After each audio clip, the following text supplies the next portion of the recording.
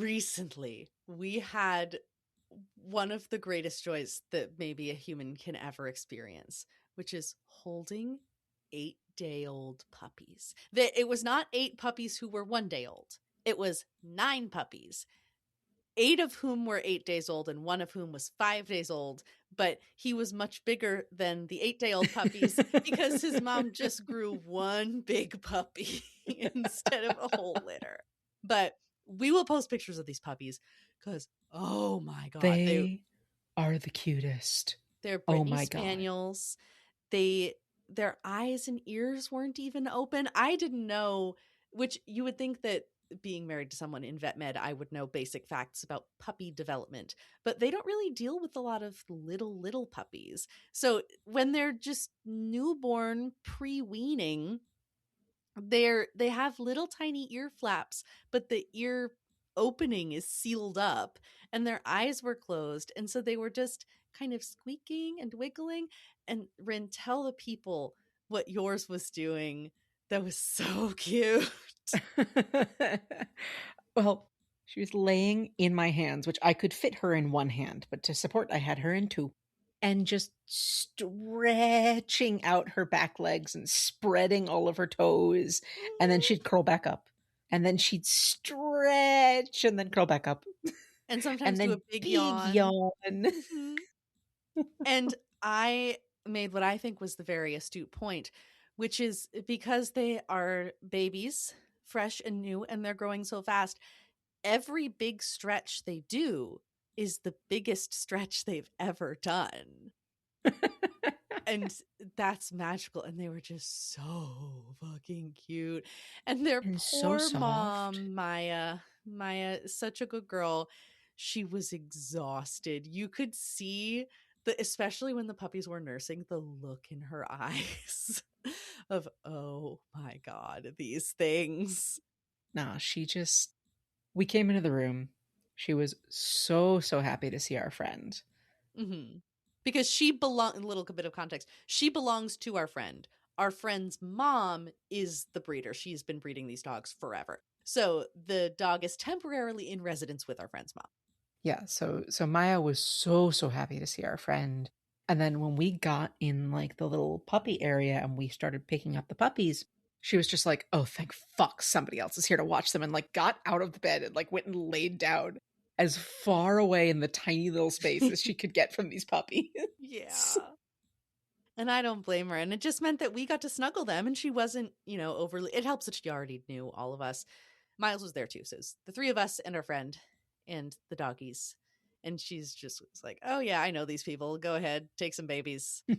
And I wanted to hold them all, but I didn't want to put down the one that I was holding because it was asleep and it was dreaming and its little ear was twitching and its legs were kicking, and it must have been dreaming about milk because that's the only thing that it experiences. So Yeah, it was like dream suckling. yeah, it was really cute. It was, if you took a puppy out of the pile and put it down, not directly back in the pile, it would squeak and then crawl around until it found the pile again. Mm-hmm. And It they was like, love to stack. They love to mm-hmm, stack. mm-hmm. I desperately wanted to shove Millie, the little one I was holding for most of the night. I wanted to shove her in my purse like a breadstick and leave. Yeah, Like, she's so about the cute. size and shape and color of a breadstick. Oh my God. It was perfect. I go back and I look at those pictures and watch those videos at least 5 to 10 times a day. They're really essential for my mental health. And it's also a compliment to us that we get to see them because new puppies are extremely fragile. And really the only reason that you would ever meet a puppy that small is if your dog has puppies or if someone who really trusts you has a dog that has puppies, because this is not a time when they should be exposed to tons of people, but we are special little noodles and we got to see them. It was great. I had such a wonderful time. It was like a 45-minute drive and I didn't get home until like almost 11, and it was so worth it. And we also got to see our friend, which is great because we don't see them that often, but Right. mostly it They was the live puppies. in another country. Yeah. Kowalki and monkey lizards are not nearly as cute as puppies. I would agree with that. But I did like this one. I thought it was very funny.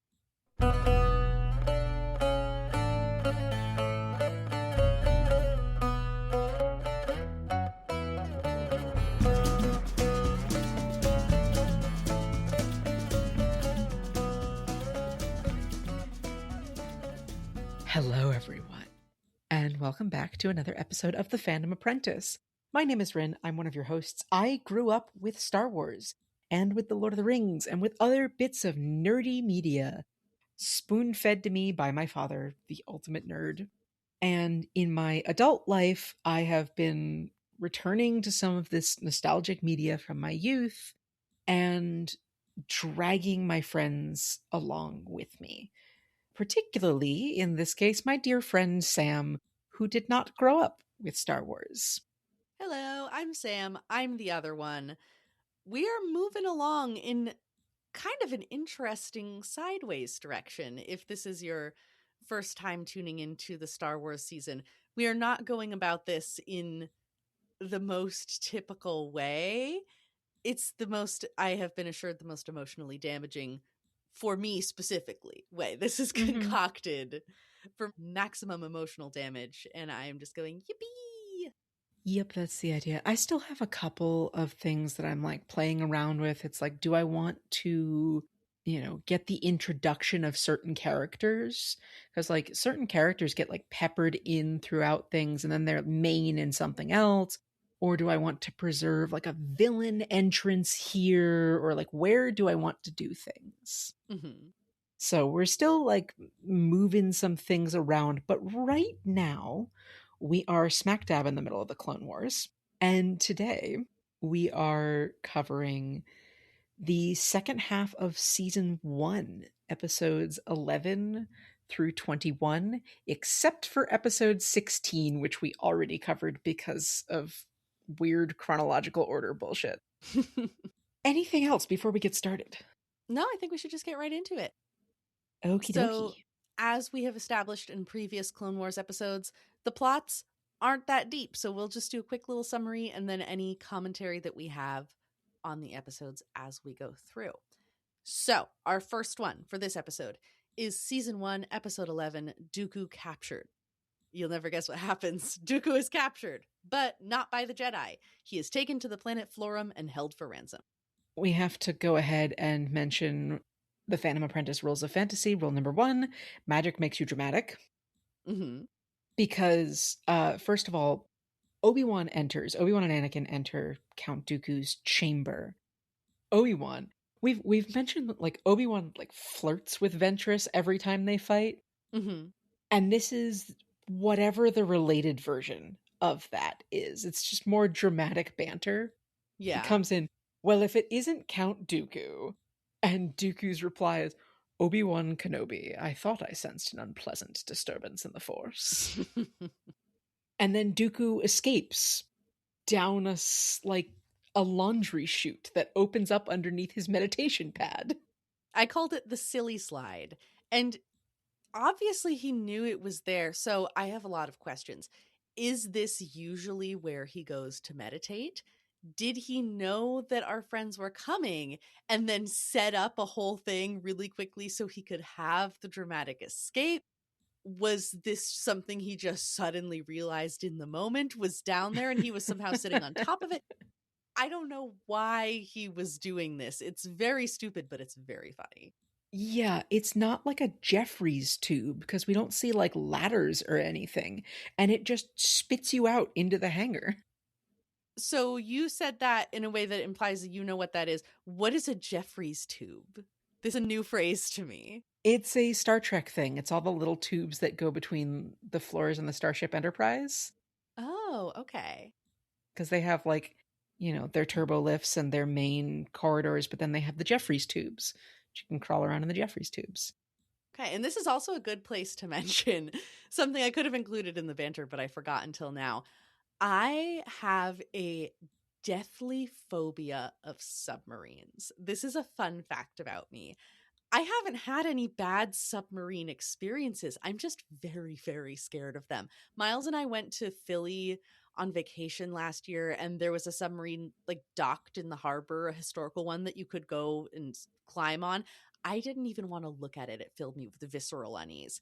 And the other day, I was chaperoning a field trip to a similar kind of thing in my area. It's these, historic warships that you can go and walk around on and see some military propaganda and learn about history.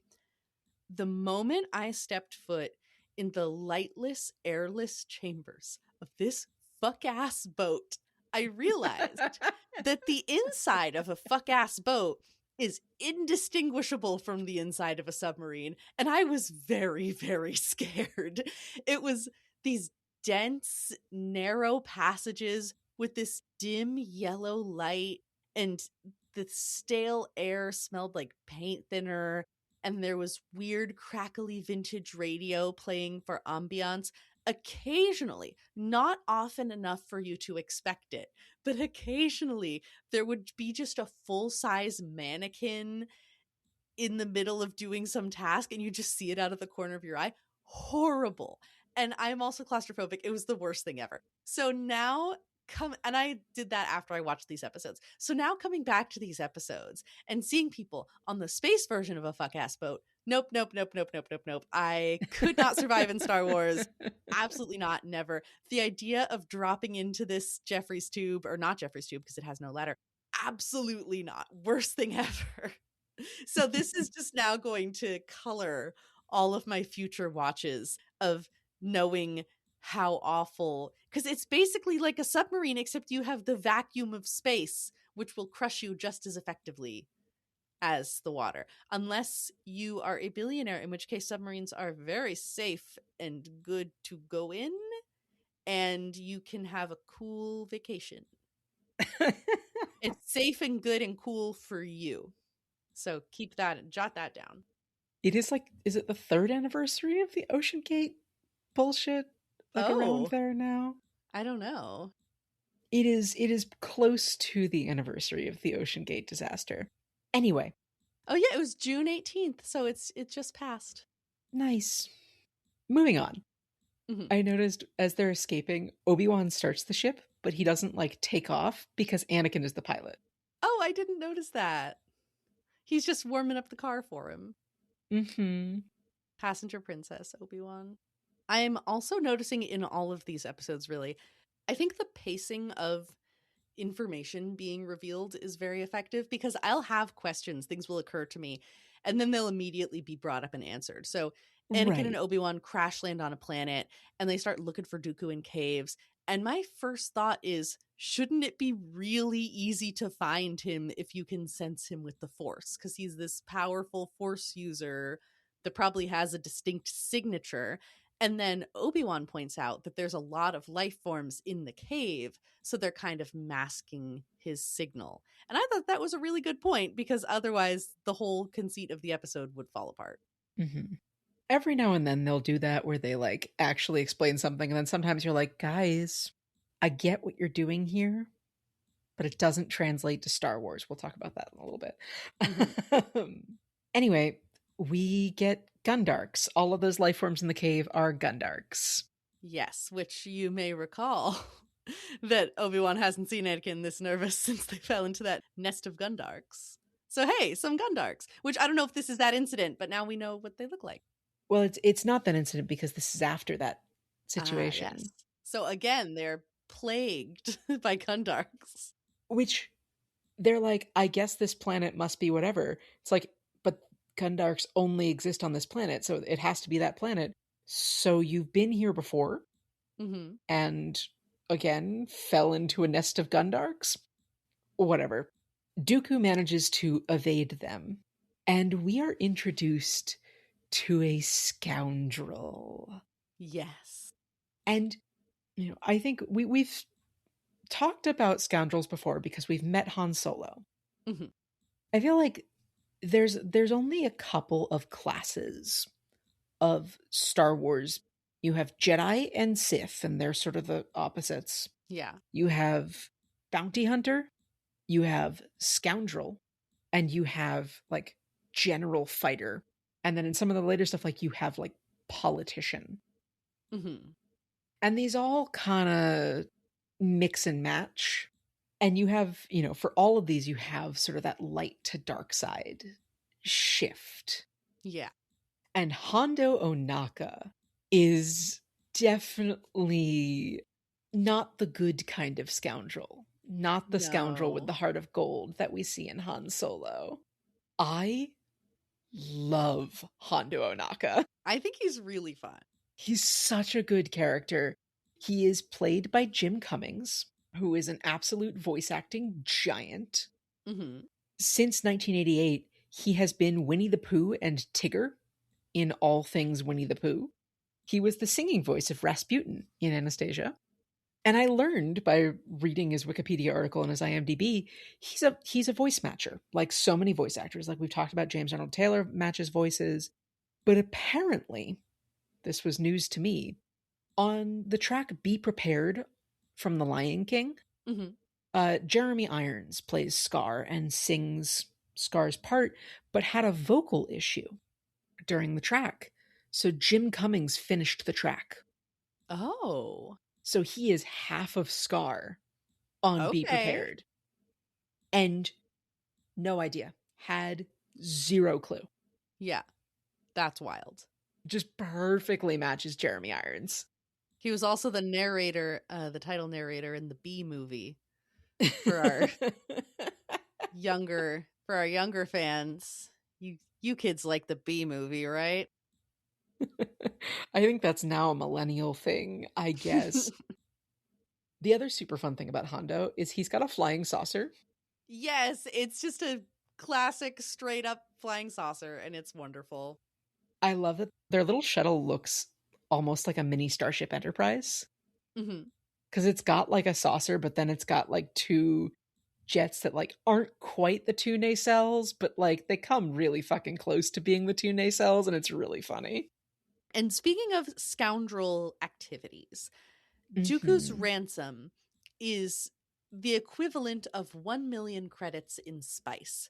And this is where I must ask, what the fuck is spice?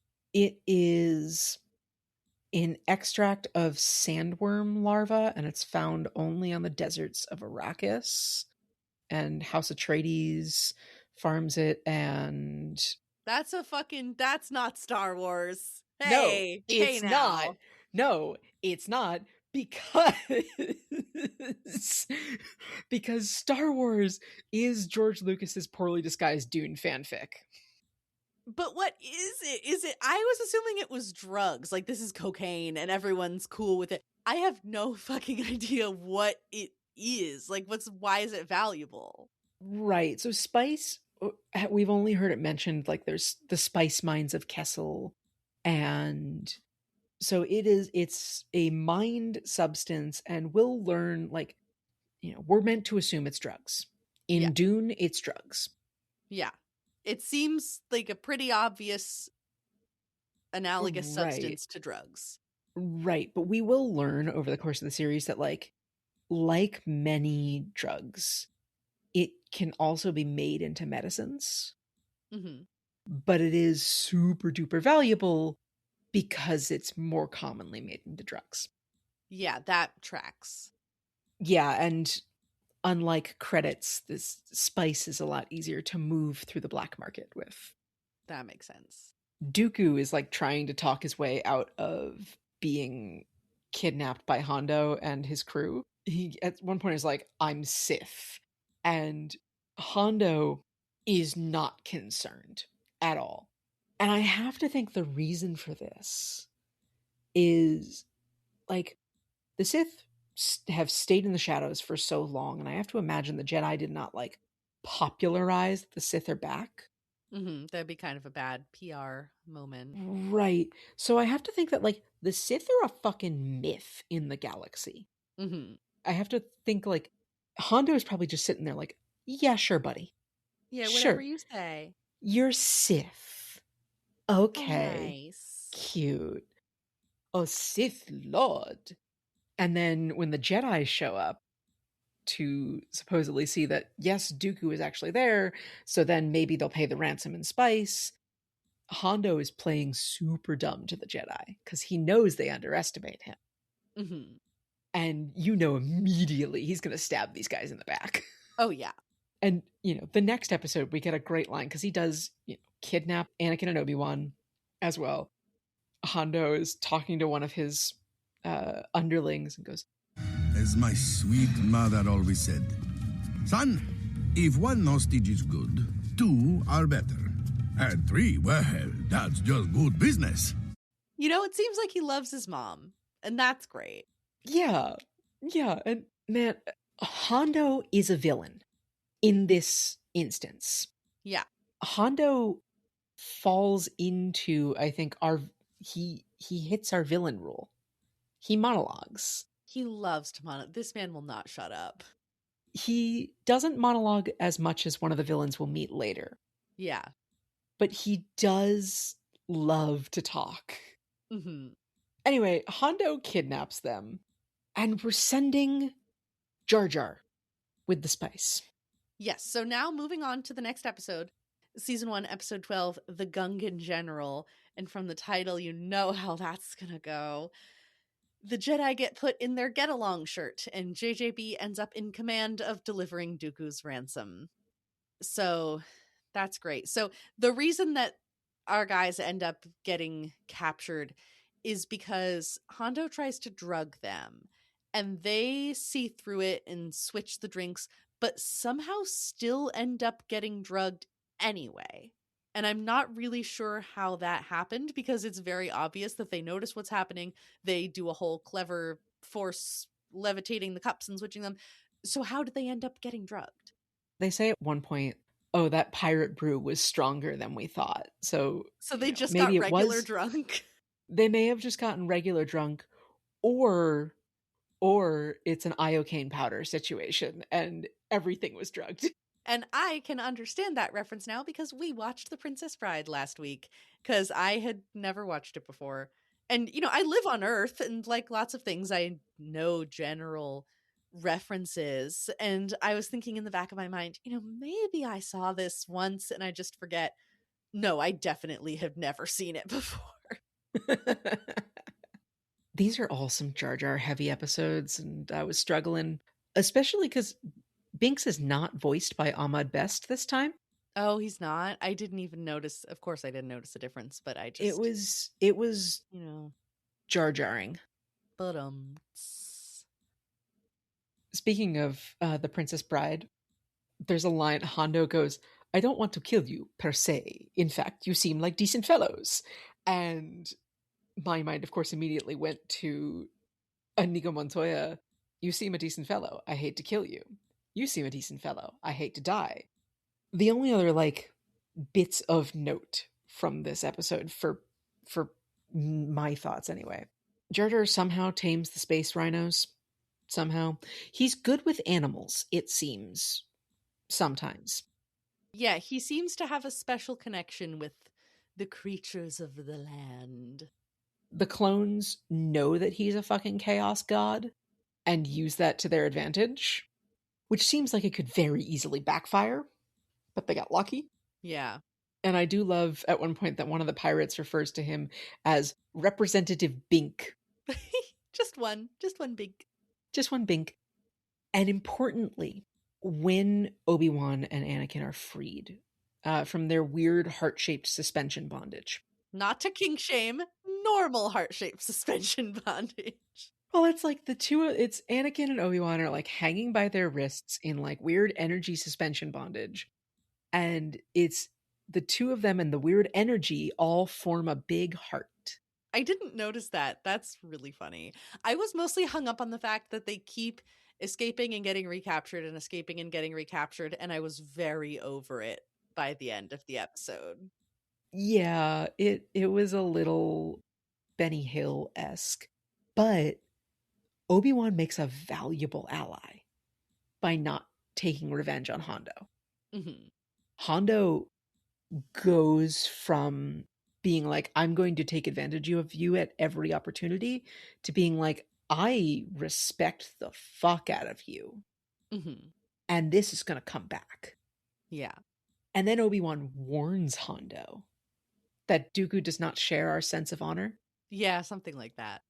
And he knows where you live. Bye. But warning Hondo and not taking revenge on Hondo was a really, really smart move on Obi-Wan's part. And we'll see more of that later. Any other thoughts? The only thing I enjoyed from this episode, besides the Get-Along shirt, which was very delightful, because the three of them are all chained together with energy handcuffs, and so they're making lots of silly quips, and it's amusing, is that in the final scene, as our guys are taking off, we zoom out on the pirates, and one of them has a peg leg, and I thought that was fun. Yeah, they're just pirates. Yep, just regular pirates. But we can move on to season 1, episode 13, Jedi Crash. Again, you'll never guess what happens. The Jedi crash on a planet, and Anakin is badly injured. Ahsoka goes to find help, but the lemur people on the planet have serious reservations about the Jedi and their part in the war. Some fun bits from this. When they're crashing on the planet, Mhm. Rex looks at Ahsoka and goes, "Hey, kid." And she interrupts him like, I know, I'm hanging on. And I love this because this single interaction establishes so much of their relationship. Mhm. We've seen a little bit so far, but this establishes, like, Rex has come to the conclusion, oh my god, Anakin is going to get this girl killed. Yeah. And she's not going to do anything to stop that. So I'm going to see if I can't give her a fucking survival instinct.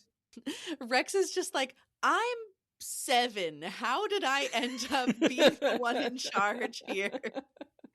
It does fuck me up to think that Ahsoka's probably older than him chronologically. Yeah, probably. Ah. But they have like accelerated learning or something. Yeah. Yeah. Anyway, but yeah, I love that little dynamic is it's very siblings. Yeah. And you know he has to warn her to hang on because Anakin cannot resist jumping out of a moving vehicle. It is impossible for him to enter and exit any kind of vehicle normally. He has to jump. He can double jump in real life, and he will at every single opportunity. So, that tracks for him. And he sacrifices himself to save everyone else from an explosion. It's very noble, but Ahsoka saves him. Yeah, he holds it back with the Force. Yeah. And then we get to meet a woman, which is great. Do you want to talk about her? I do want to talk about Aayla Secura, Jedi Master Aayla Secura. I want to talk about her probably towards the end because I have actually a lot to say about her. Yeah, we'll establish some of the things that she does as we go on. But she's there. That's cool. Everyone has to leave Anakin behind to find help, which is really hard for Ahsoka. And General Sakura is saying this is the only way that we can help him is by leaving to go find someone to help us. And they have a really good talk about Sakura's bond with her own master and relating to her struggles with attachment, which is kind of nice.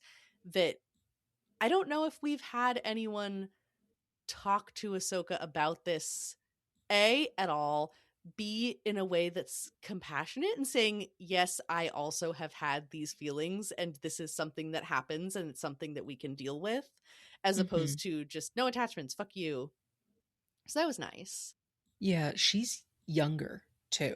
We get all of this like bullshit from the older Jedi Masters who are just kind of like, well, yes, Jedi should not have attachments and you should deal with that. And she's like, girl talk here.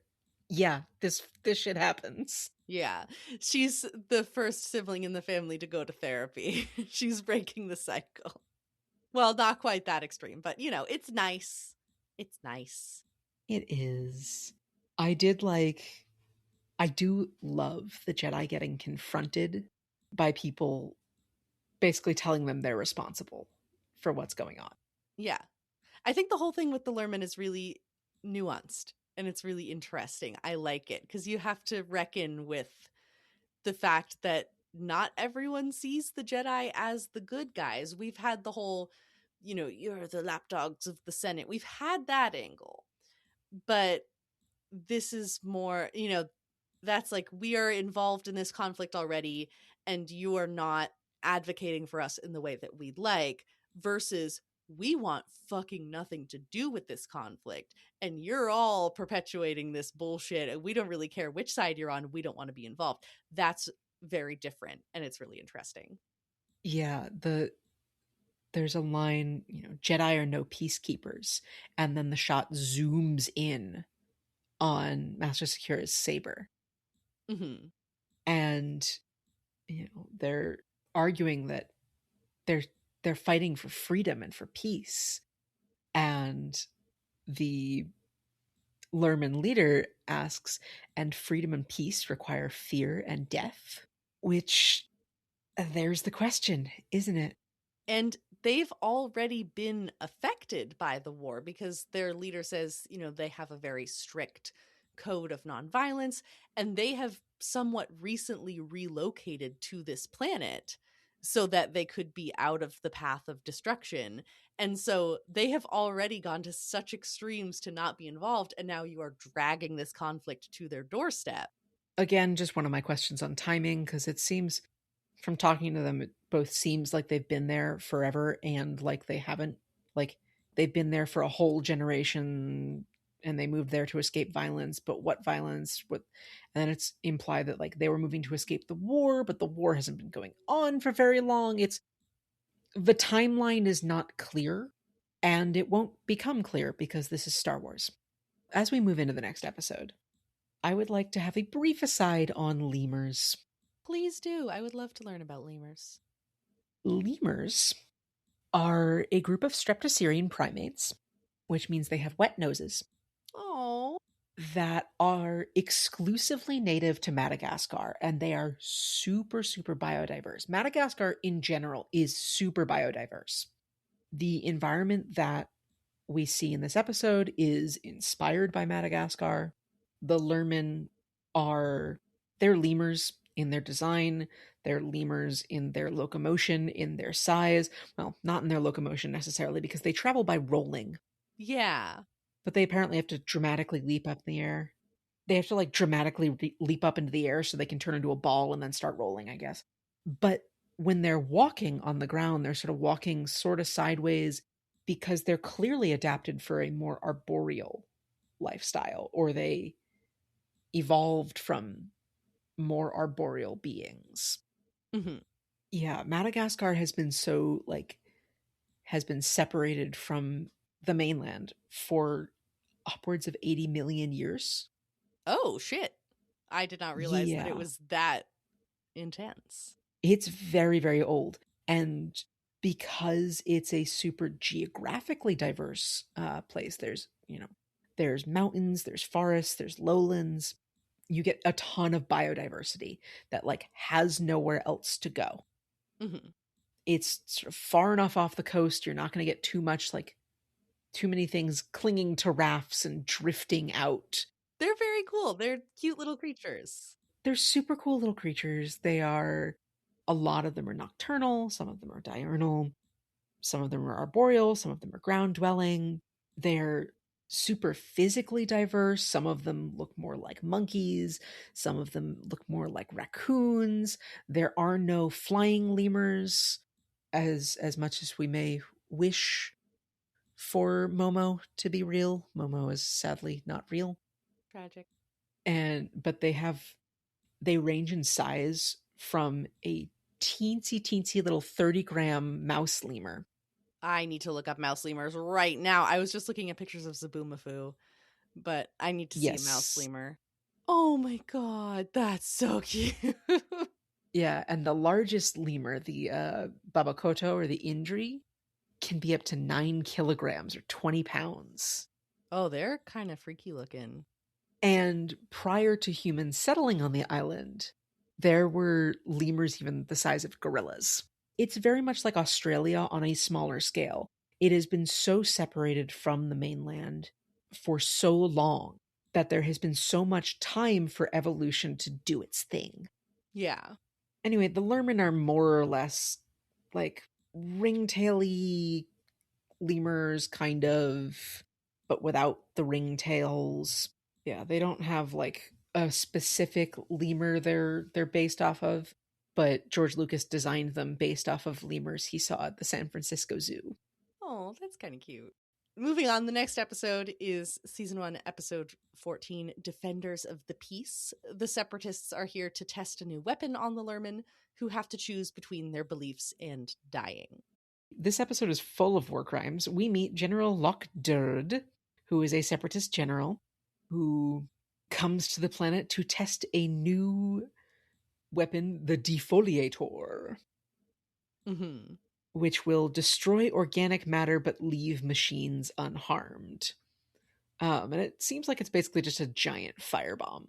Yeah. So we have, the testing weapons on civilian areas. Because first they test it just sort of like out on the plains. Fine. But then Lockdurd says he selected the planet because it's inhabited. And he intends to test the weapon on the Lurmen. Yeah, that's pretty fucked up. That is a war crime.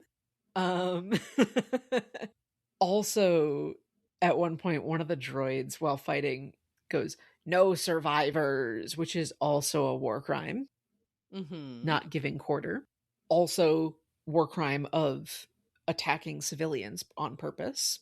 Anyway, during the first explosion, Rex and Commander Bly, who is Master Secura's second in command, are investigating the Separatists, and they have to run away from the first explosion of the first test of the defoliator. And Bly trips, and Isla is running before he trips to go save his ass. That's some Jedi intuition bullshit. Yeah. And I think I need to introduce to you the Isla Bly ship. Oh, Blyla. Yeah, that one's a big one, apparently. Okay, tell me all about it.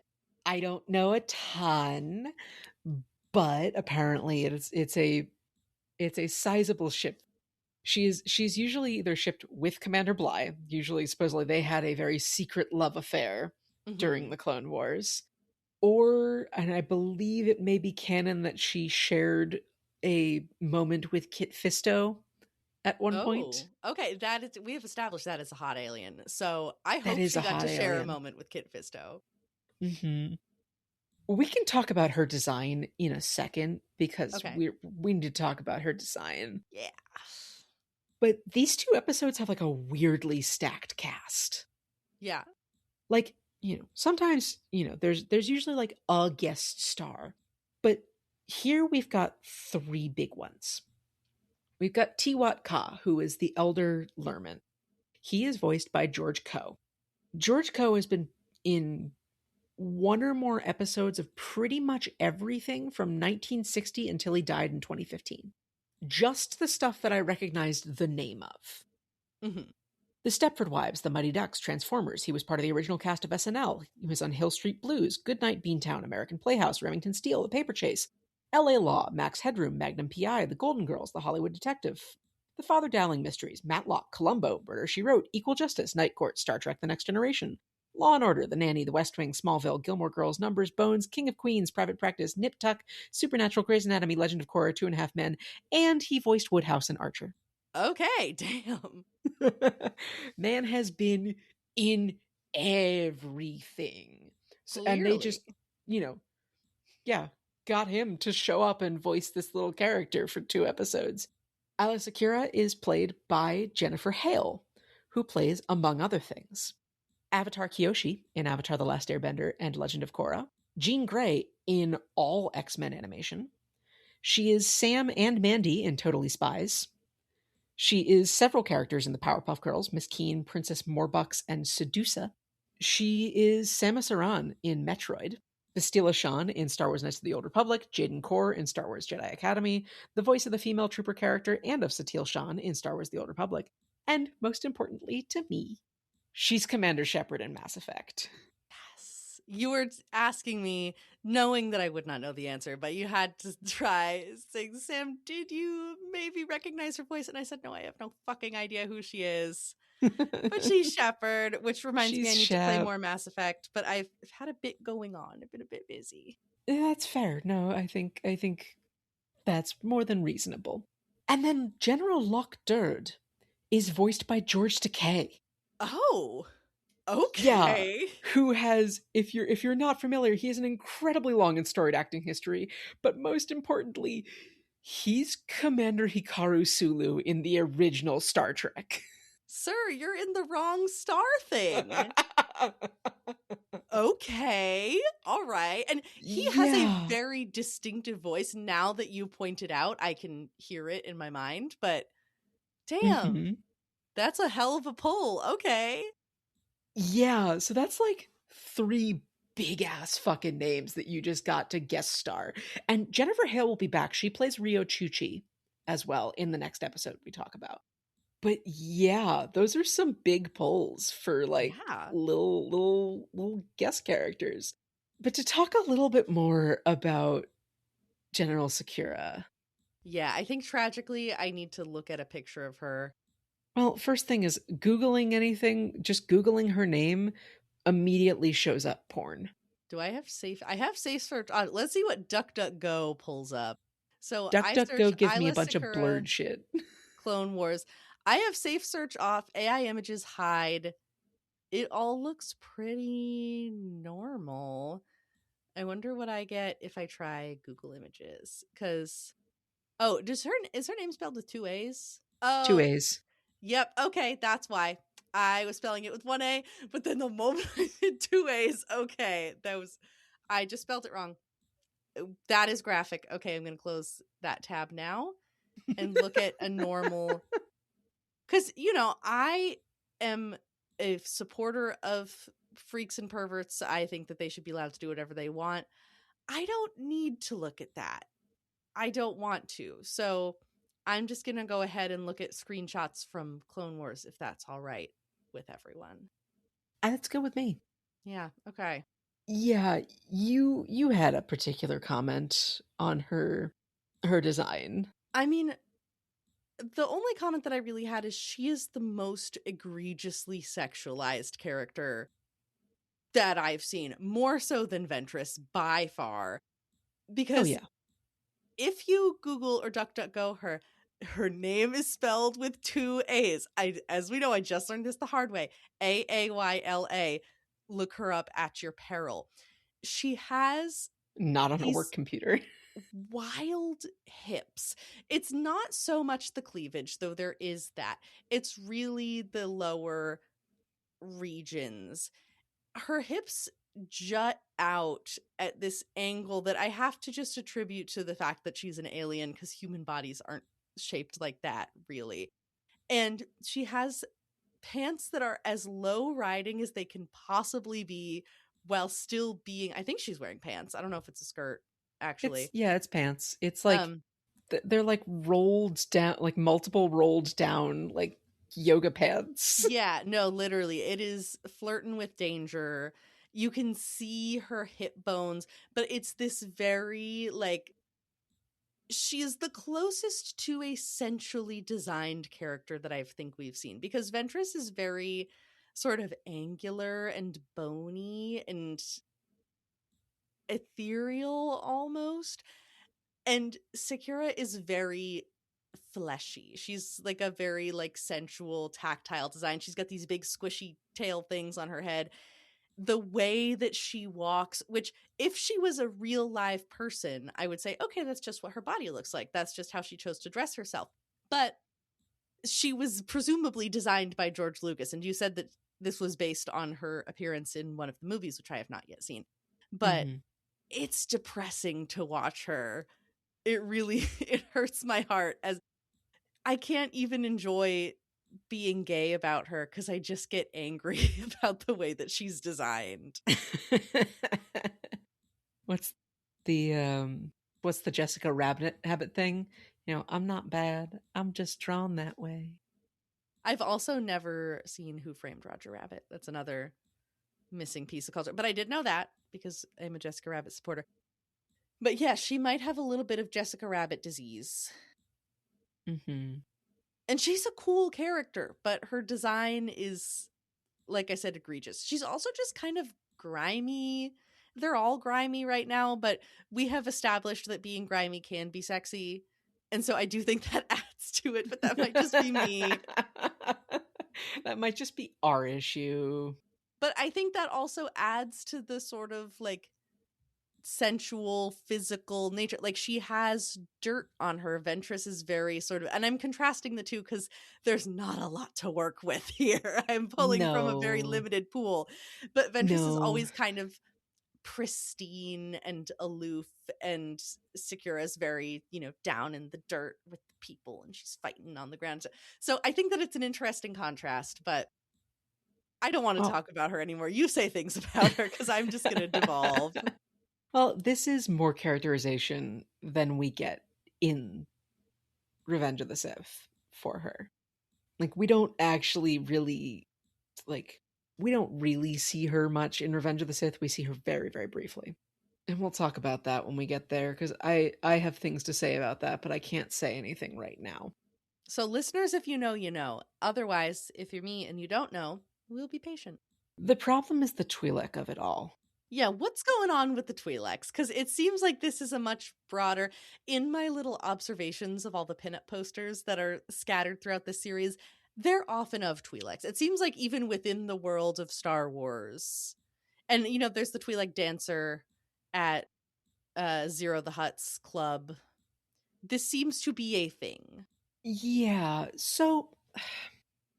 Because we're going to talk about the Twi'lek homeworld shortly. We're going to talk about the battle for Ryloth in a little bit. So I guess we might as well talk about Twi'leks now. Within Star Wars canon, they're super, super common throughout the galaxy. Mm-hmm. And there's some, all sorts of problematic bullshit with them.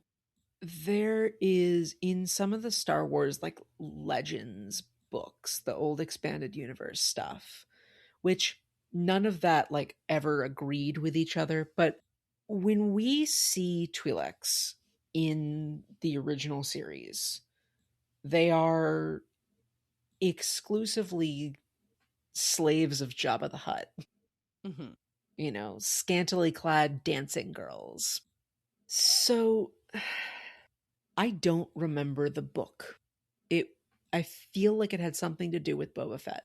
But I remember one expanded universe book that I read as a kid that had a big piece on Ryloth.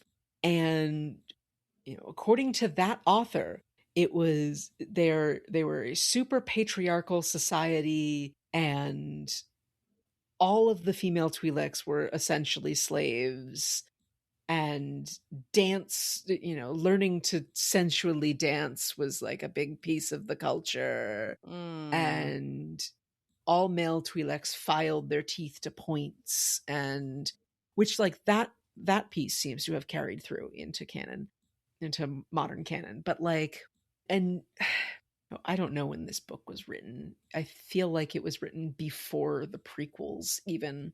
So we weren't working with a lot of source material. But yeah, frequently when we see people dancing, when we want a sexy alien who's not a human, but is human-like enough to still be sexy, we have a Twi'lek.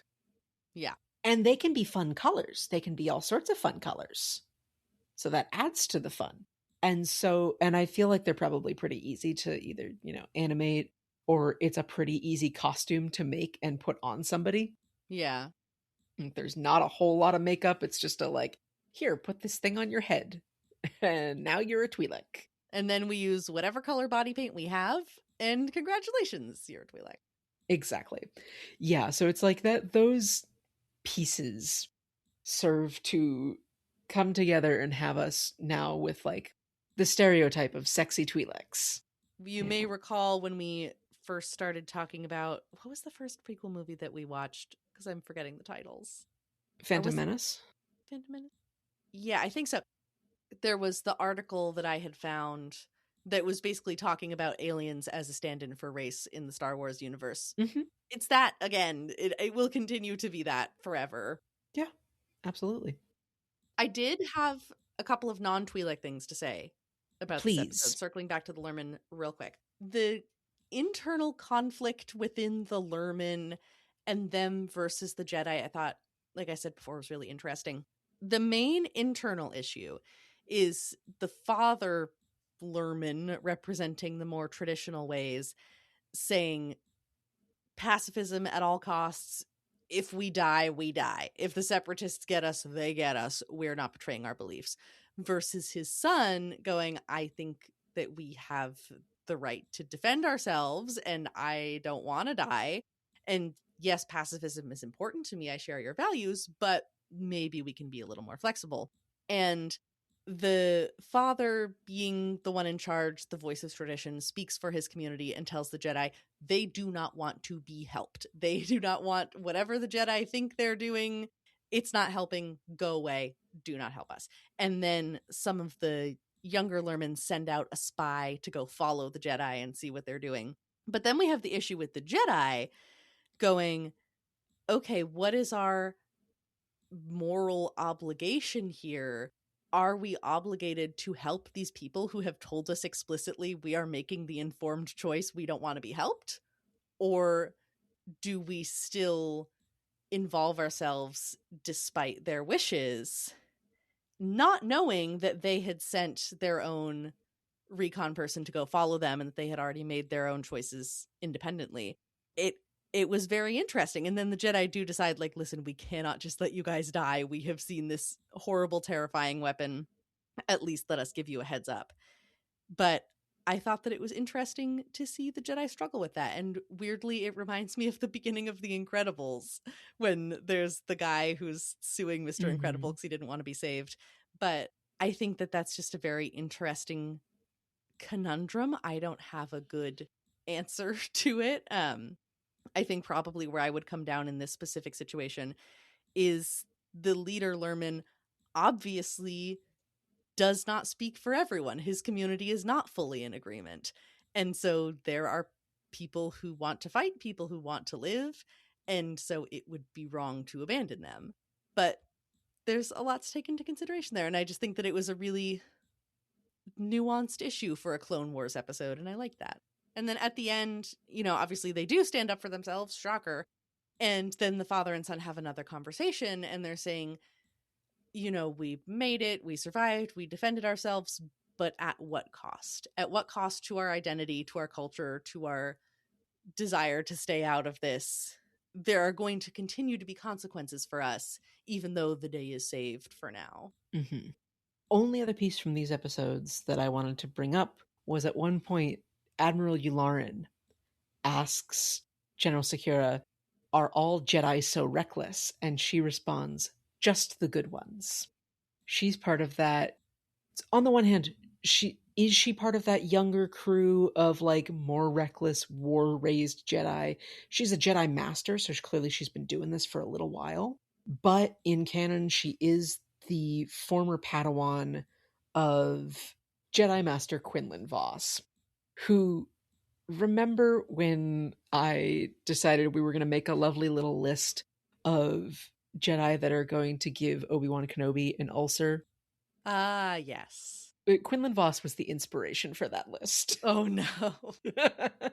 So, maybe she's been at this a little bit longer, but she was, again, like Obi-Wan being trained by Qui-Gon, she was also trained by, like, kind of a loose cannon maverick.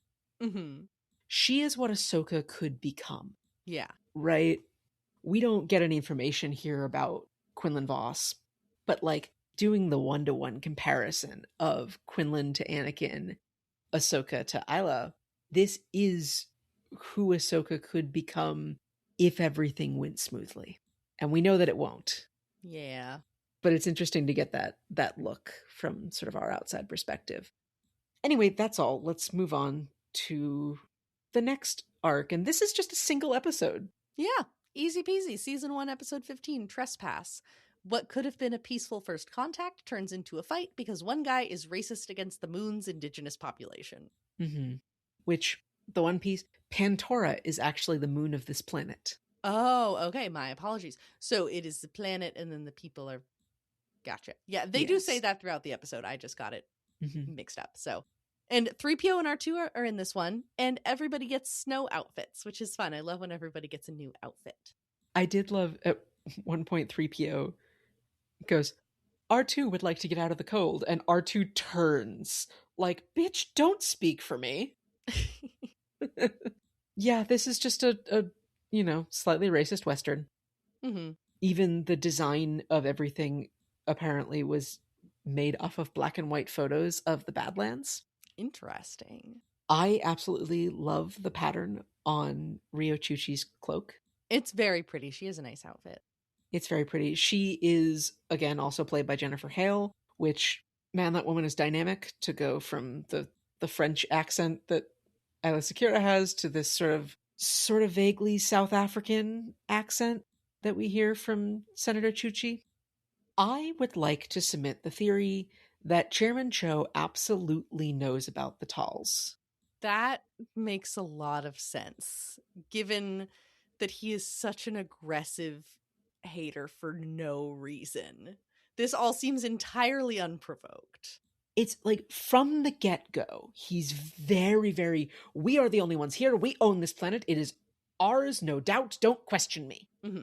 It's like he knows that the Talls are there and he desperately wants to avoid them being noticed.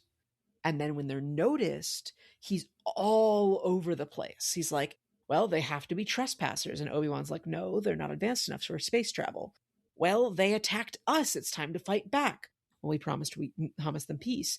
Well, we own them. This is our planet. Well, they've been here longer. Well, they're animals. They're not smart enough to negotiate. They can't be trusted. It's the just moving the goalposts further and further and further back. Mm-hmm. Also, it doesn't seem like there's a whole lot here on Ordo Plutonia. So is he concerned about mineral rights? Like, what's the deal? Yeah, it's very unclear what his actual problem with them is. His problem is he's a racist. Yeah. I was amused that the senator is understandably insecure because the chairman is just constantly tearing her down and steamrolling her at every opportunity. But then she's talking to Obi-Wan about the impending negotiations with the Talls, who are the snow people on the planet. And she tries to order him to negotiate on her behalf. And he basically goes, this is literally a you problem. I am not doing this, bestie. It's like, no, I'm not gonna. You have to do your own job, Senator. Thanks. Again, Obi-Wan's a good teacher because we clearly see she's young. She's clearly a junior senator. Mm-hmm. She's clearly not terribly confident. And Obi-Wan's like, here, go have the confidence. You gotta do it. Mm-hmm. And then the whole thing is peacefully resolved with a few polite sentences, like it could have been from the beginning at the end. There's a very nice speech about peace or whatever, and that's fine. But just the stakes of it felt weirdly artificial. And I think that believing the chairman knew about the Talls from the beginning is the only way this episode makes any sense to me. Yeah, it's just about like the Talls want to be left alone. They would like people to leave, please. And the chairman is like, absolutely the fuck not, die. But there's no like real motivation for him giving a fuck about Ordo Plutonia. Although, that said, they circle up the speeder bikes, they're circling the wagons, and it is a classic Western. And in the history of this country, in the history of America, we had manifest destiny, people desiring land for no other reason than to take land. Mm-hmm. It's not useful to you, Westerner, who does not know how to live here. Yeah. The people who have lived on this land for thousands of years know how to live here. But to you, it's just desert. But you must have it. Mm-hmm. Because greed. Yeah. We do get some rare level-headedness from Anakin. And I do like that, even though it's in defense of the chairman, I do like that we get to see the Rex being a badass. Mm-hmm. We get to see Rex being supremely competent, single-handedly fighting off a whole group of Talls, rescuing the chairman and escaping. Yeah. Overwhelming odds getting out of there. Especially because the chairman seems to actively have a death wish. He's being stupid and reckless. And so Rex has to rein him in addition to doing what is already a very hard job, also trying to work with a very combative person. He does great. Yeah. Congratulations, Rex. I have nothing more for that episode. Would you like to talk about the Blue Shadow Virus? The Blue Shadow Virus. Yes, Season 1, Episode 17, The Blue Shadow Virus. The evil Dr. Vindy is cooking up a deadly virus on Naboo. Anakin takes a risk saving Padme instead of chasing after the Doctor, and it just barely works out. Dr. Nuvo Vindy, just for your... He's a Faust. I should know more about what specifically that is meant to convey to me, but I don't, so I will choose humility and I will have you explain it. The story of Dr. Faust, Dr. Faustus. Faust made a deal with the devil. A Faustian bargain. Okay. Yeah. Anyway. This is the guy who really loves to monologue. Yeah, no, this is a villain. And, he made a virus, but maybe war is the real disease. Did you ever think about that? That you're spreading your disease of war, you guys? And the virus deserves to live. Why do you deserve to live more than a virus, huh? Fucking. Also, I thought viruses weren't alive. This is something that has plagued me since 8th grade science. I don't understand how viruses work. I know they have DNA and they can replicate, but they're not like bacteria. They're different. They're not alive. What the fuck is a virus? Please explain what a virus is to me, bestie. This consumes me. I lie awake at night unsure what the fuck a virus is. Hello, dear listener. My name is Rin. I'm a biologist. Listeners, I promise I'm really smart. I know a lot of things. I just don't know the things on this podcast. That's the whole thing. I promise I know a lot about other stuff. If you want to know the history of the Stradivarius violin, I can tell you. Well, and this is why I specifically poke at Sound to be like, I need to know about the textiles and the costumes and also the botched Buddhist philosophy inherent in the Jedi. Yeah, I can do that. I can do lots of stuff, just not viruses. Yeah. So, is a virus alive? They have DNA, right? So, some do. Some also have single-stranded RNA. Some have double-stranded RNA. That's the life stuff. That's the life spaghetti. So if they have it, they should be alive. Yes and no. I'm so mad. So the 8th grade science version of what is alive is you have your qualities of life is it must be made out of cells. It must take in energy and excrete waste. It must be able to reproduce. It must be able to respond to stimuli. It must be able to grow and adapt and change, maintain homeostasis. And whether or not viruses meet that, they're not formed of cells. They can't reproduce without the aid of an external cell. They are a bunch of genetic material wrapped up in a protein coating. Mm-hmm. So where does the genetic material come from? I'm really hung up on this. So viruses reproduce by hijacking a host cell. So they hijack a host cell. They put their genetic material in the host cell, and then they use the host cell's reproduction structures to make more viruses. Okay, that makes sense. But if it's not alive, why does it do it? That's such a good question. I don't know. That's not something that I can answer for you. So whether or not these are this could have been, a regression of small parasitic cells. That's one hypothesis. Another hypothesis is that it's genetic material that quote escaped from larger organisms. There's also the virus world first hypothesis, which is that instead of cells, the first living things were basically viruses. But then how could they reproduce if there were no cells? Chicken and the egg. Yep. I hate it. Welcome to biology. I will be in a cave with my 14th century Buddhist poetry. I will be doing other stuff that's not that, because damn. As somebody who actually, in my day-to-day job works with viruses, I make viruses. It is possible to synthesize a virus from nothing. So what Dr. Vindy does in these 2 episodes where he creates a virus is technically possible. Biological warfare, viral warfare, by the way, is a war crime. We need to keep a counter. I need to get a little ding sound effect to put in there. Yeah, I was upset. So here's the thing. The purpose of a virus basically is to produce more viruses. Mhm. That like it seeks to reproduce. A successful virus is one that is successful enough to reproduce and spread without killing its host too quickly. Mhm. Because if it kills its host, it can no longer reproduce. Yeah. So, and some of them, there are plenty of viruses that kill their hosts, but like a successful spreadable virus, which, first of all, this does not seem to be a transmissible virus. It doesn't seem to be transmissible from person to person. Yeah, it's just in the water and in the air.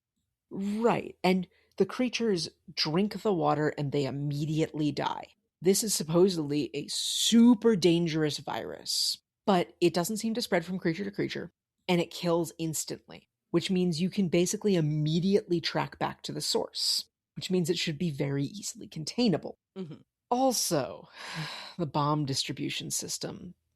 Heat from an explosion would likely kill the viruses. Oh, that's a good point. Also, they're visible in a big, like, floaty mass, and they just expand outward like a gas. Like, I had to think, like, this isn't actually a virus. This is just like sarin gas. Yeah. Because that's what it's acting like. It's acting like a poison gas, more than it is acting like a living, quote unquote, living thing. Yeah, I was just very angry. Quite frequently was like, that's not how this works. Yeah. No, I think that's very valid. And also, supposedly, the blue shadow virus spreads in water, but he has perfected an airborne strain by shocking it with electricity. And I was like, that's, again, not how that works. The only technique that I could think that does anything even remotely similar is electroporation, which uses electroshocks to make a cell membrane more permeable. We frequently use it in the lab. When we're in the first step of making our viruses, we use it so we can add our plasmid DNA to our bacteria, so we can get the bacteria to then replicate the plasmids. Anyway, I was just being angry about the bad science, but I can't be too angry about the bad science because he's a mad scientist, and fine. And I had to be angry about other things in the episode because, one, Padme is so fucking malnourished. You can highlight her rib cage. She has the open midriff top, and you can see where her rib cage ends, and then her stomach is hollowed out and sunken in. Yeah. So I had to be angry about that. I also had to be angry that Peppy Bao, the female Gungan, is pink, so we know she's a girl. Yes, and I saw her and then I wrote, if she becomes a love interest for Jar Jar Binks, I swear to God. Because this is a thing. I think immediately of Lilo and Stitch when they made a pink Stitch to be his girlfriend. This is a thing. We'll just make a pink one and that will be the girl one that's the girlfriend because it's pink and it has some sort of body part that looks like hair, but not because it's an alien. Frustrating. Also, Padme is constantly fucking getting captured. Padme is a professional damsel in distress. Yes. I want to believe that she is not that stupid. But at a certain point, I am going to victim blame Padme a little bit because you keep getting captured. Stay home. Why are you... Why? I had a couple of just little snips and quips from this one because there was some good banter. Mm-hmm. Obi-Wan and Anakin are talking about what they will have to do to destroy the secret lab and also maybe rescue Padme, but also maybe kill her. You seem a bit on edge. There's a good chance we're about to destroy all life on this planet, including ours and the Senators. So yes, I'm a bit on edge. Why aren't you? I'm better at hiding it. That's great. I thought that was really funny. Mm-hmm. And then there was a thing at the end where Anakin is calling on the comm to Ahsoka and he's saying, "Have you seen Padme?" And she says, "She's right next to me. I'm okay too. Thanks for asking." Ahsoka's starting to figure some stuff out here. Yeah, and I will die on this hill. So there's, a hologram transmission, and Padme saying, "Anakin, whatever you do, make sure no one ever opens this bunker so we don't release the poison into the world. This is my final wish. And then it cuts off. She obviously is about to say, "I love you," because she thinks she's about to die. And Ahsoka's standing right there while she's sending this message because she's also on the Zoom call. So the message cuts out, but I believe Padme completed that sentence, and then Ahsoka went, Bro. "Senator." And, she was busy dying of a virus, so I don't think that they really talked about it. But I believe that Ahsoka caught on way earlier, and this just confirmed it. She knows. There is absolutely no way that Padme did not finish that sentence and that Ahsoka didn't hear it. So that's that. Yeah. The other piece, at one point, Anakin is like doing his overprotective boyfriend shtick and being like, "You let her go out there alone?" And Captain Typho was like, "Representative Binks was with her." And R2 beeps.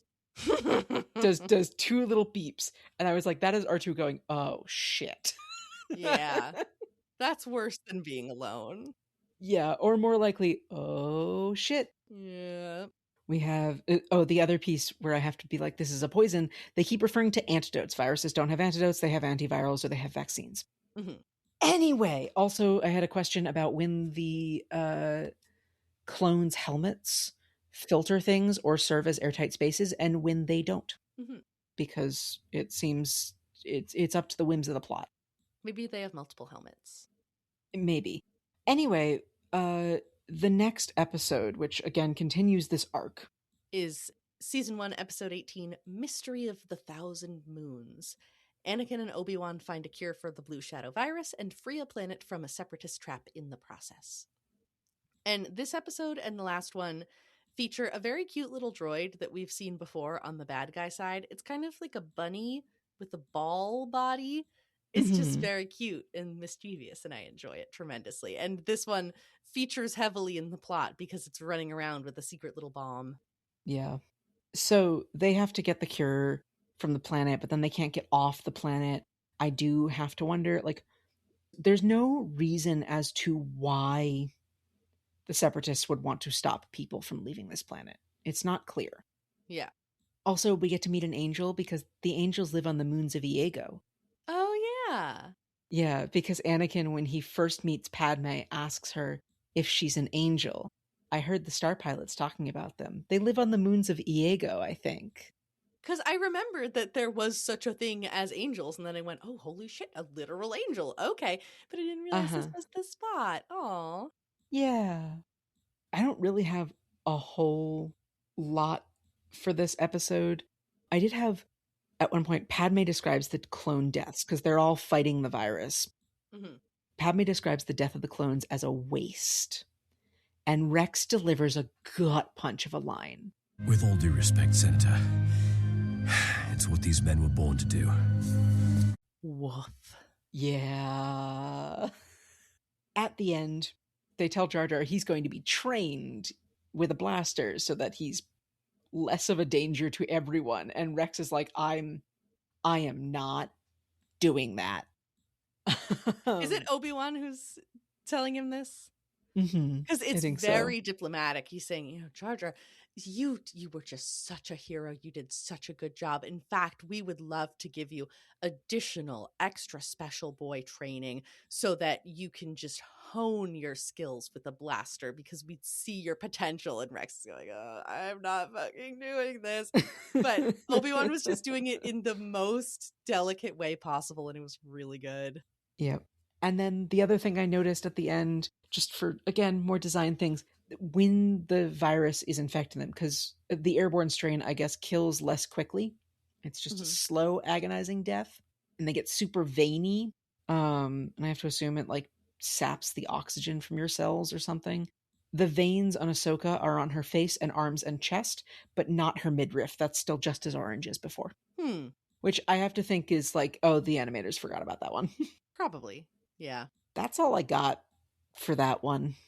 So the next little chunk of episodes we have is about Ryloth. Do you want me to do just like boom, boom, boom, the summaries? How did you want to do them as a chunk? Yeah, let's boom boom boom the summaries. They're 3 like separate episodes, but it is, all building to the Battle of Ryloth. And Okay. the not quite season finale, but the season finale. Sure. So 119, Storm over Ryloth. Ahsoka is understandably traumatized after losing her whole squadron and redeems herself with a new audacious plan. 120, Innocence of Ryloth. Twi'leks are being used as living shields to keep cannons from being destroyed, and in the process of freeing them, 2 clones, Waxer and Boyle, go on a side quest and obtain a new baby sister. 121, Liberty on Ryloth. Mace Windu has to do military shit and mediate internal Ryloth political disputes, and it all works out in the end. So this is all focused on stuff happening on Ryloth, and Ahsoka being very, very traumatized and being put in charge of things she really shouldn't be in charge of. And she's 13! And the clones adopting an adorable baby temporarily. And it just melts my freaking heart. That was cute. That was really cute. Just, I think it's Boyle is like kind of like less comfortable with it, but Waxer is like, she's a kid. Take care of kid. Central human need. Child, take care of child. There are multiple scenarios in these couple of episodes of using Twi'leks as living shields, which is a war crime. The big 2 things that I noticed in the first, 3 things that I noticed for the first episode. 1, why is the astromech droid directly in front of the cockpit on the Jedi fighter? That feels like it would be bad for visibility. 2, Wat Tambor, the separatist leader, is in a mirror because we have to have a scary non-Western term for the evil guys. Clearly. And 3, Nemoidians are always a racist character, but this one felt like extra. This one felt like they really leaned into it. I feel like we've seen some other Nemoidians who weren't as bad, and this one they really went back to their roots, and it was pretty rough. Yeah. I had one little thing that was so stupid, but it bothered me so much. Why are the ships on fire in the vacuum of space? In the first chunk of these 3, the ships are ablaze. They're engulfed in flames on the outside in space. And that, I have a hard time suspending my disbelief for that one. Yeah, I am not a physicist, so I'm gonna just say, and move on. That's so fair.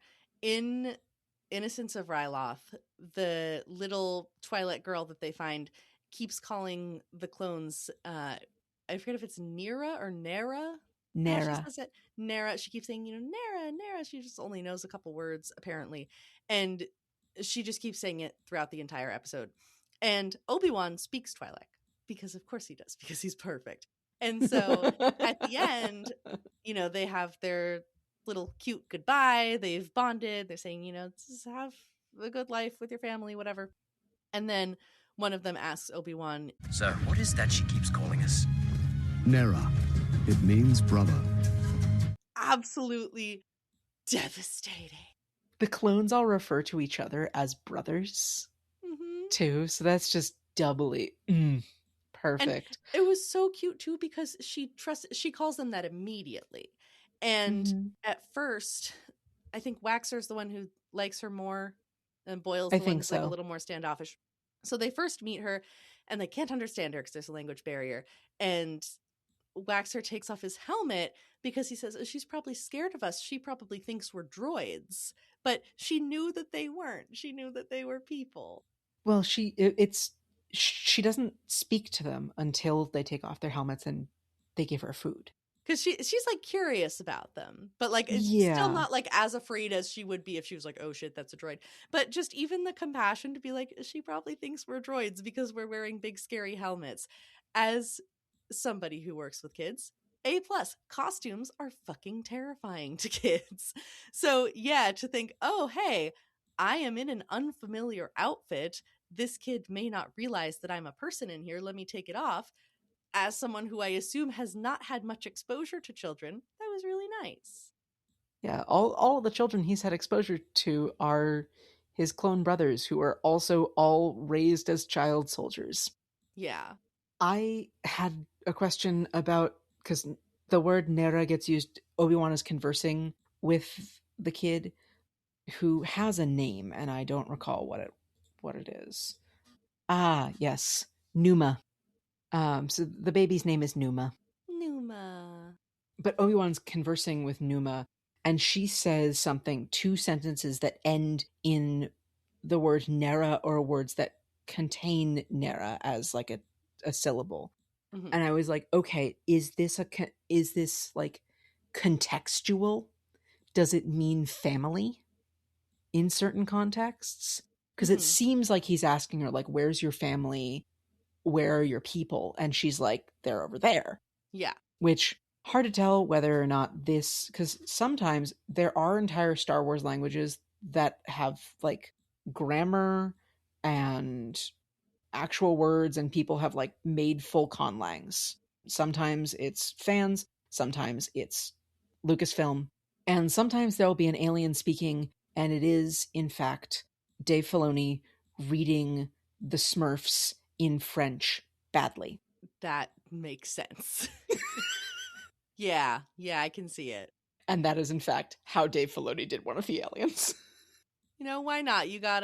French is already a weird language, so, make it work for you. Yeah, read random words from the Smurfs in French, in bad French, mispronounced. Speaking of French characters and character design, I feel like Numa has a little bit of the disease of, like, medieval paintings of the baby Jesus that were made by monks who have never seen a baby.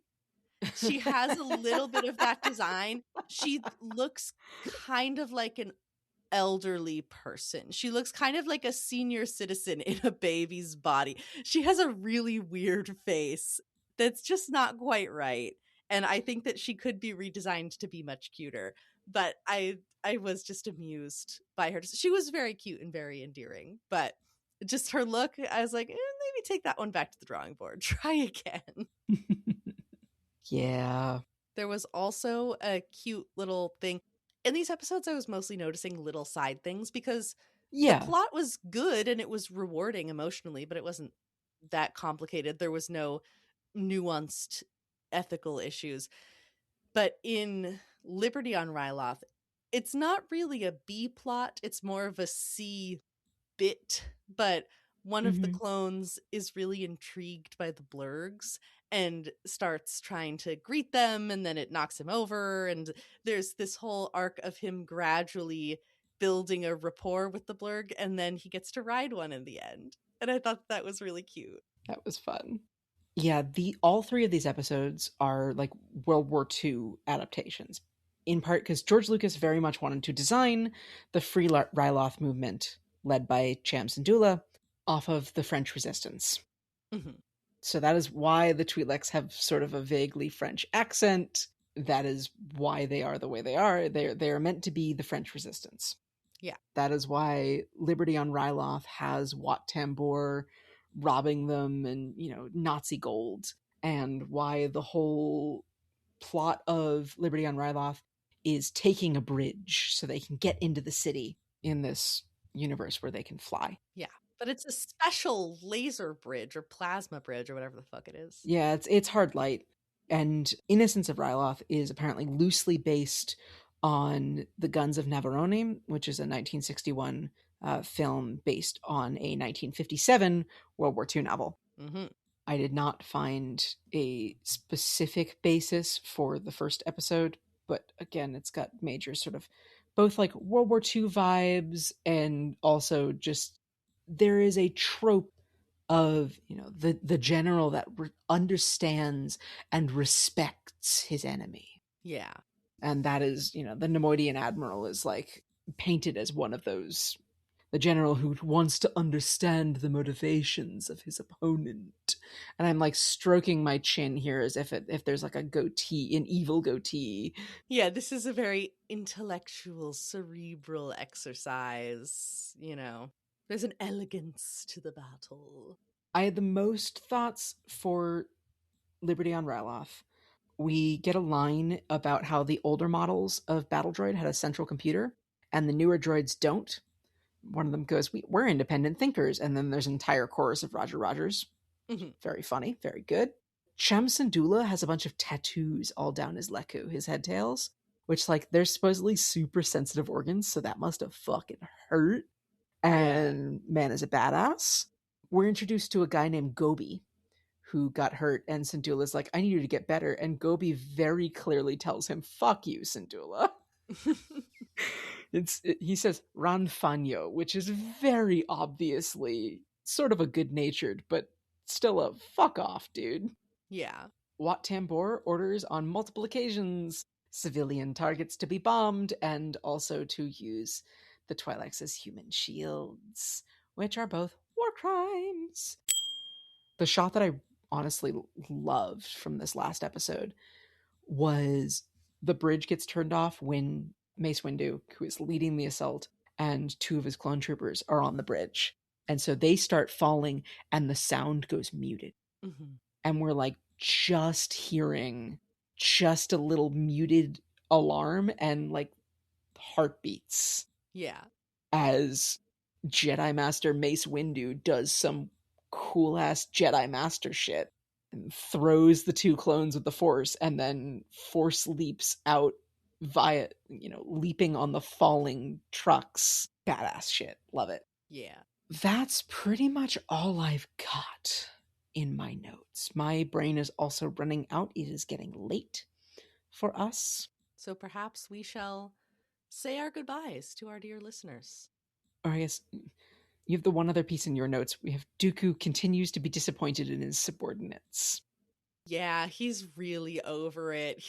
We talked about this last time, but the cartoonishly incompetent characters in this cartoon are not funny to Dooku. He is not about it. He wants people who can actually do their jobs. Yeah, we have cartoon villains, and then we have Dooku who is like, no, but I actually have an agenda here, guys, and I need you to step it the fuck up. It's not exactly like the one human in a Muppet movie, but it is somewhat similar. That he is, because the problem with comparing it to that is that the humans and the Muppets have a fundamental respect for one another. They are yes-anding. They are existing in the same universe. And it's either human playing by Muppet rules or human treating the Muppets like world-class actors, but they're all on the same page. Whereas in this one, the universe transfer is not fully complete, and Dooku is just the one guy with gravitas and seriousness who has found himself in a children's cartoon, which actually could be fucking hilarious. That could be a really good Clone Wars that's exactly the same, but somebody edits Dooku's lines so he is aware that he has been shunted out of his reality into the stupid cartoon reality, and he is trying to get back to his real reality. Oh, this is good. Somebody do this. You can have that one for free because I'm not going to do it. So, we're going to take it out. Next time, we're going to dive into Season 2. There is technically one more Season 1 episode. It is not chronologically happening now, and when I did my watch through, I was super fucking confused. So we're not going to touch it. Okay. So, the next time we will be discussing Season 2, Episodes 1 through 3, Holocron Heist, Cargo of Doom, and Children of the Force. Then we will be following it up with Season 2, Episode 17, Bounty Hunters, and Season 2, Episodes 18 and 19, Zillo Beast.